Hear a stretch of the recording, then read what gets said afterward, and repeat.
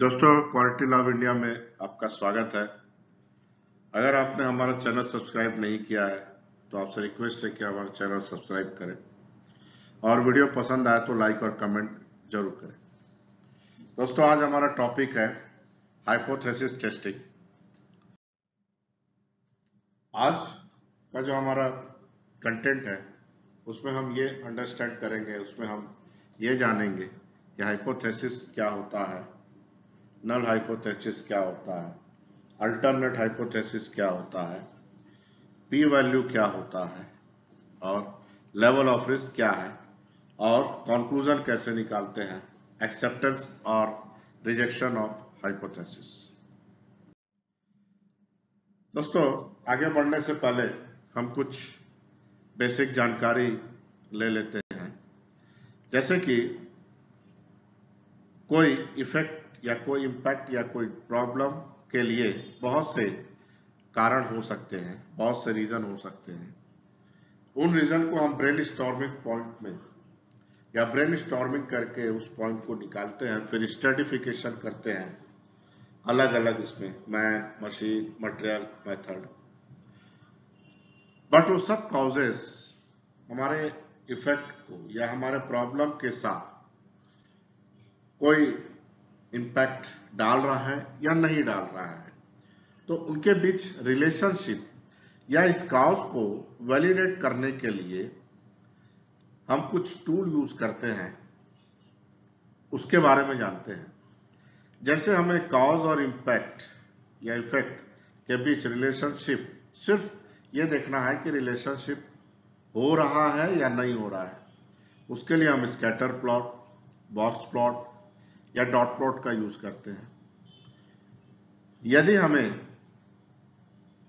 Cause और effect के बीच का स्ट्रेंथ डिटरमाइन करना है, निकालना है, तो उसके लिए हमें कोरिलेशन और हाइपोथेसिस टेस्टिंग का यूज करते हैं। आज हम दोस्तों हाइपोथेसिस टेस्टिंग का बारे में हम डिटेल में जानेंगे। दोस्तों, हमें क्वांटिफाई करना है रिलेशनशिप, उसके लिए रिग्रेशन प्लॉट और एनालिसिस ऑफ वेरिएंस, जिसे एनोवा कहते हैं, ये टूल यूज करते हैं। और आइडेंटिफाई करना है और क्वांटिफाई करना है अगर कॉम्प्लेक्स रिलेशनशिप में, तो उसके लिए हम डिजाइन ऑफ एक्सपेरिमेंट यूज करते हैं। तो दोस्तों, आज हम जानेंगे हाइपोथेसिस टेस्टिंग के बारे में। मतलब जो टूल्स, ये जो टूल है, इससे हम ये निकालेंगे कि determine of strength between cause and impact relationship, ये हम निकालेंगे। तो आइए दोस्तों, हम हाइपोथेसिस टेस्टिंग के बारे में डिटेल में जानते हैं। दोस्तों, हाइपोथेसिस होता क्या है? दोस्तों, हाइपोथेसिस एक एजम्पशन है, कि स्टेटमेंट है, जिससे हम ये बोलते हैं कि ऐसा हो सकता है, ऐसा है। उसे एक पॉपुलेशन या एक स्टैटिस्टिकल पॉपुलेशन का फीचर्स होता है। जैसे दोस्तों, अगर हम ये जाने कि भारत और केनिया का मैच हो रहा है, तो हम कहेंगे कि भारत जीतेगा। ये एक हाइपोथेसिस है बेस्ड ऑन हिस्ट्री, कि यह भारत और केनिया का 10 मैच हुआ, जिसमें से भारत ने 9 मैच जीता, 1 मैच हारा, मान लीजिए। तो हाइपोथेसिस टेस्टिंग एक एजम्पशन है कि अभी जो मैच होगा उसमें भारत जीतेगा। बट जीतेगा या नहीं जीतेगा ये अलग चीज है। बट हाइपोथेसिस एक एजम्पशन स्टेटमेंट है। अगर हम चाहते हैं, अगर हम जानते हैं, या अगर हमको देखना है कि हमने जो हाइपोथेसिस किया है, जो एजम्पशन किया है, वो सच है या गलत है, या ये वो सच हो सकता है या गलत हो सकता है, तो उसके लिए हमें न्यूमेरिकल रिसर्च करना पड़ता है। तो इसके लिए हम कहते हैं हाइपोथेसिस। दोस्तों, आप जानते हैं कि हाइपोथेसिस टेस्टिंग क्या होता है। हाइपोथेसिस टेस्टिंग एक प्रोसीजर है जिससे कुछ सैंपल डाटा लेकर के एक स्टेटमेंट हम बनाते हैं और फिर हम कंक्लूड करते हैं बेस्ड ऑन सैंपल डाटा कि हमारा हाइपोथेसिस करेक्ट है या नहीं है, और इसके लिए कुछ टेस्टिंग किया जाता है। उसके बाद हम डिसीजन लेते हैं। दोस्तों हाइपोथेसिस दो तरह का होता है, एक होता है नल हाइपोथेसिस। नल हाइपोथेसिस का मतलब यह होता है कि एक स्टेटमेंट है जिसमें कि हम ये कहते हैं कि कोई चेंज या कोई डिफरेंस नहीं है कंपेयर टू, किसी से कंपेयर करते हैं मीन से या मीडियन से या वेरिएंस से, दो पॉपुलेशन के बीच में, तो इसे नल हाइपोथेसिस कहते हैं दोनों के बीच कोई डिफरेंसेस नहीं है, दोनों बराबर है। नल हाइपोथेसिस को HO में डिनोट करते हैं, जैसे HO मीन्स है पॉपुलेशन मीन। दोस्तों म्यू को पॉपुलेशन मीन कहते हैं, ये टारगेट है मान लीजिए। तो नल हाइपोथेसिस होता है पॉपुलेशन का मीन 1 और दूसरे पॉपुलेशन का मीन 2 दोनों बराबर है, या पॉपुलेशन सिग्मा स्क्वायर, इसे वेरिएंस कहते हैं, सिर्फ सिग्मा स्टैंडर्ड डेविएशन होता है कि एक पॉपुलेशन का वेरिएंस दूसरे पॉपुलेशन के साथ समान है, इसे हम नल हाइपोथेसिस कहते हैं। दोस्तों अल्टरनेट हाइपोथेसिस कहते हैं just opposite to null hypothesis. अगर नल हाइपोथेसिस कहता है यस, तो अल्टरनेट हाइपोथेसिस कहता है नो। तो इसे एग्जांपल में तौर पे हम समझते हैं कि नल हाइपोथेसिस में 3 केस होते हैं। पहला कि पॉपुलेशन का मीन, जो पहले पॉपुलेशन का मीन है वो दूसरे पॉपुलेशन के मीन के बराबर नहीं है। दूसरा, जो पहले पॉपुलेशन का मीन है वो दूसरे पॉपुलेशन के मीन से छोटा है या कम है। और तीसरा, पहले पॉपुलेशन का मीन दूसरे पॉपुलेशन के मीन से बड़ा है। तो दोस्तों इसे अल्टरनेट हाइपोथेसिस कहते हैं, और ये चॉइस डिपेंड करता है हमारे प्रॉब्लम पे, और इसके बारे में और डिटेल आगे हम जानेंगे। दोस्तों अब हम जानते हैं पी वैल्यू, जिससे कि हम डिसीजन लेते हैं कि हमारा जो हाइपोथेसिस हमने एजम्पशन जो किया है, हमारा जो नल हाइपोथेसिस है वो करेक्ट है, मतलब वो एक्सेप्टेड है या नहीं है, या गलत है, या उसे हम रिजेक्ट करें। तो नल हाइपोथेसिस को एक्सेप्ट करना है या रिजेक्ट करना है, दोस्तों ये पी वैल्यू पर डिपेंड करता है। दोस्तों नॉर्मली इंडस्ट्री में जो कॉन्फिडेंस लेवल लिया जाता है वो 95% लिया जाता है और 5% का कॉन्फिडेंस नहीं होता। तो इसलिए जनरली हमारा जो पी वैल्यू है 5% प्रोबेबिलिटी पर रहता है, इसलिए 0.05 पी वैल्यू माना जाता है। अगर आप 90% कॉन्फिडेंस लेवल लेंगे तो 0.1 पी वैल्यू होगा। अगर आप 99% कॉन्फिडेंस वैल्यू लेते हैं तो वो आपका 0.01 पी वैल्यू होगा।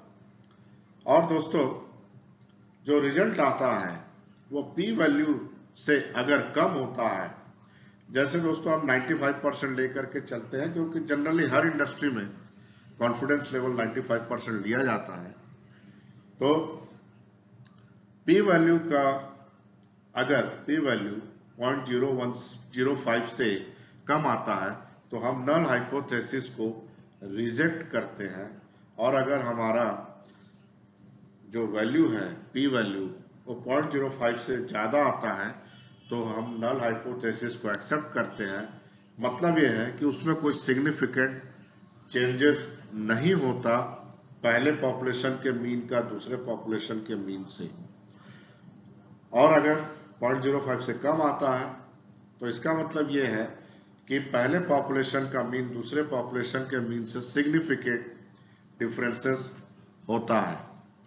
दोस्तों अगर पी वैल्यू कम होता है या इक्वल होता है तो नल हाइपोथेसिस, हम हाइपोथेसिस को रिजेक्ट करते हैं, और नहीं होता है तो हम उसे एक्सेप्ट करते हैं।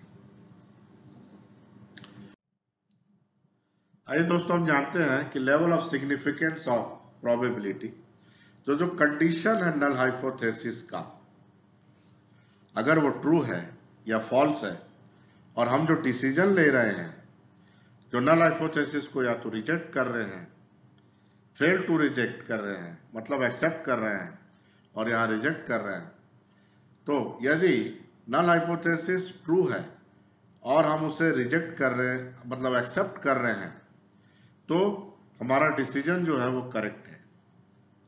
अगर हमारा नल हाइपोथेसिस फॉल्स है और हम उसे एक्सेप्ट कर रहे हैं, तो इसे टाइप 2 एरर कहते हैं, इसे बीटा एरर भी कहते हैं, इसे कंज्यूमर रिस्क भी कहते हैं।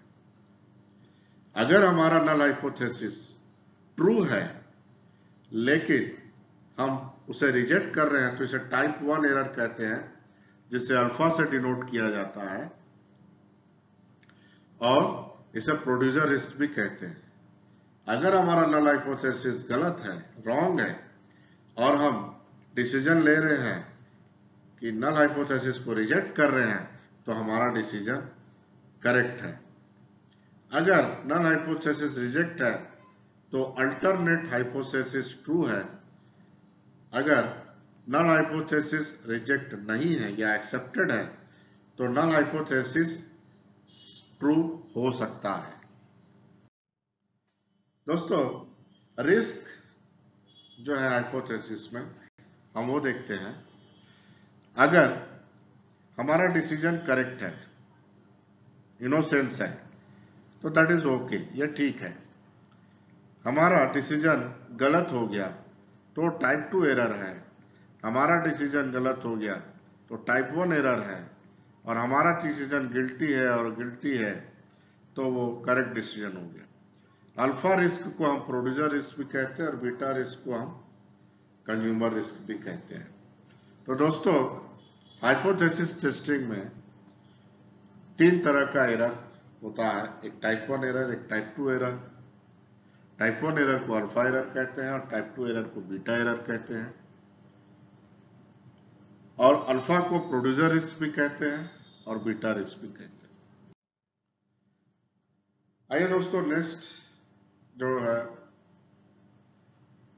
स्टेप है वो ये है कि हमें सैंपल साइज डिसाइड करना है, डिफाइन करना है। दोस्तों, सैंपल साइज जितना बड़ा होगा उतना हम छोटे से छोटा डिफरेंस भी निकाल सकते हैं। तो हमें हमेशा फिजिबल सैंपल साइज और ज्यादा से ज्यादा सैंपल साइज डिसाइड करना चाहिए। और जो सेलेक्टिंग जो राइट सैंपल साइज है वो डिपेंड करता है पावर ऑफ 1 माइनस बीटा, यानी कि इनोसेंट में, कंज्यूमर रिस्क में हमें इसमें सही सैंपल साइज डिफाइन करना है। और जितना ज्यादा सैंपल हम साइज डिफाइन करेंगे वो उतना ज्यादा कॉस्टलियर भी हो जाता है और टाइम टेकिंग भी होता है। इसलिए हमें डिसाइड करना है कि सैंपल साइज कितना हम लें जिससे कि फिजिबल भी हो और कम कॉस्ट में भी हो और कम समय भी लगे। दोस्तों, डिफाइन करने के बाद सैंपल साइज हमें सैंपल साइज कलेक्ट भी करना है। तो हमें जब भी सैंपल साइज कलेक्ट करें तो उसमें हमें यह ध्यान देना है कि कैसा सैंपल साइज सेलेक्ट करना है, कहाँ करना है, कैसे करना है, कितना करना है, इन सब का रूल डिफाइन करना है और एक ऑपरेशनल डेफिनेशन डिफाइन करना है। इसका मतलब कि सभी एक ही शब्द में, एक ही चीजों में, एक ही इकाई में, एक ही यूनिट में अंडरस्टैंड करें और अलग अलग डायमेंशन या अलग अलग जगह या कौन से इंस्ट्रूमेंट से या क्या चेक करना है, इसमें कोई कंफ्यूजन नहीं होना चाहिए।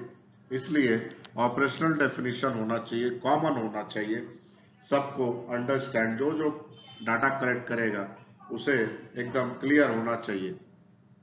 सैंपल साइज डिफाइन करना है, फिर मेजरमेंट प्रोसीजर भी डिफाइन करना है कि कैसे मेजर करना है। और दोस्तों, केज आर एंड आर, ये रिप्रोड्यूसिबिलिटी और रिपीटेबिलिटी को कैलकुलेट करने के बाद ही हमें ये डिसाइड करना है कि हम फर्दर डाटा कलेक्शन करने और उसे मेजर करना है कि नहीं। दोस्तों, ये जो गेज आर एंड आर है ये बहुत ही इंपॉर्टेंट टूल है इस मेजरमेंट सिस्टम एनालिसिस का। आपको इसके डिटेल जानने के लिए हमारा exclusive video MSA measurement system analysis को फॉलो करें, आप उसे देख सकते हैं। दोस्तों, अभी नेक्स्ट है सैंपल साइज या जो डाटा हम कलेक्ट किए हैं उसे एनालिसिस करना। दोस्तों उसे एनालिसिस करने के लिए सॉफ्टवेयर है, बहुत से मार्केट में अवेलेबल है, जैसे कि मिनीटैब और एक्सेल शीट में। मैनुअली करने पर दोस्तों काफी फार्मूला है, काफी न्यूमेरिकल है, तो वो करने में काफी समय लगता है। तो वो नहीं करके हम सॉफ्टवेयर में यूज करेंगे जैसे मिनीटैब, और हम मिनीटैब में ये बताएंगे कि किस तरह से सैंपल साइज का एनालिसिस किया जाता है। अभी नेक्स्ट है दोस्तों एक्सेप्टेंस और रिजेक्शन ऑफ हाइपोथेसिस।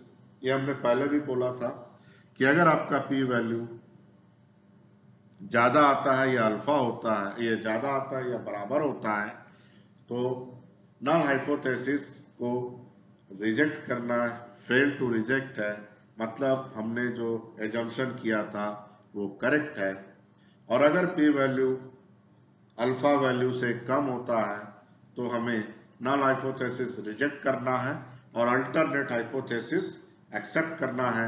इसका मतलब ये है कि दोनों पॉपुलेशन के बीच कुछ ना कुछ सिग्निफिकेंट रिलेशनशिप बन रहा है, हम उसे आइडेंटिफाई करें, एनालिसिस करें और प्रॉपर एक्शन लें।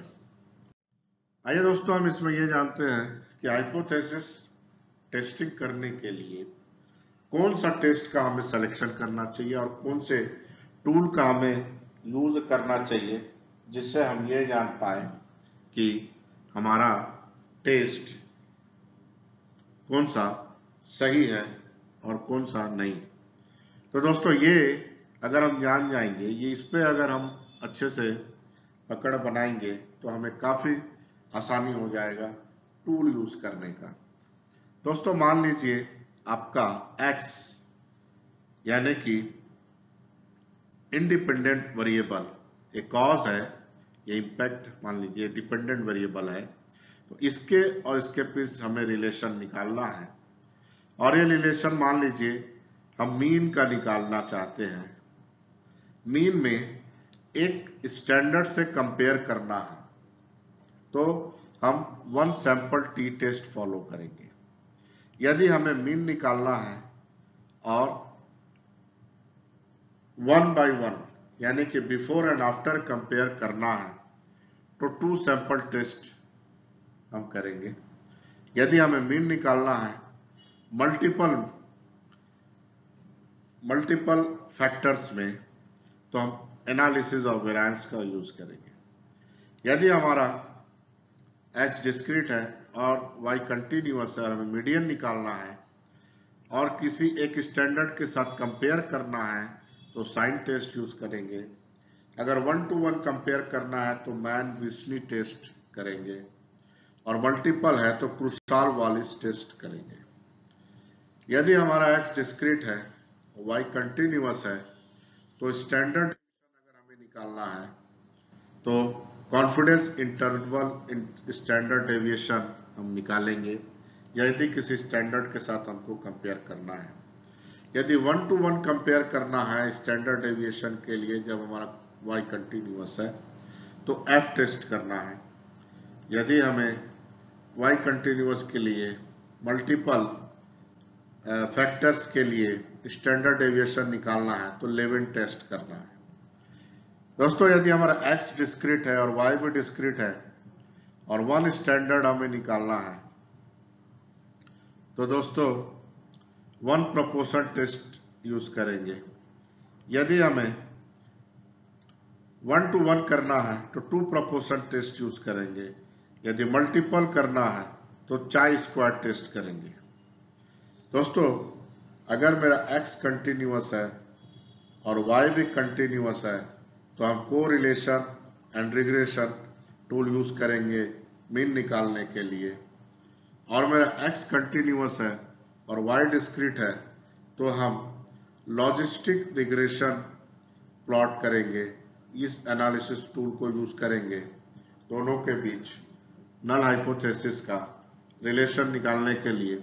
और इस बेस पे हम पी वैल्यू कैलकुलेट करेंगे और पी वैल्यू से हम जानेंगे कि हमारा नल हाइपोथेसिस को हमें रिजेक्ट करना है या एक्सेप्ट करना है। दोस्तों इन सभी टूल का हम एक्सक्लूसिव वीडियो बना रहे हैं और बहुत जल्दी आप हमारे साइट पे इस डिटेल में टेस्टिंग और एनालिसिस देख पाएंगे। तो दोस्तों, हमें उम्मीद है कि आपको हमारा वीडियो पसंद आया होगा। आपसे गुजारिश है कि आप हमारा वीडियो लाइक और कमेंट जरूर करें और सब्सक्रिप्शन नहीं किया है तो प्लीज सब्सक्राइब करें। धन्यवाद।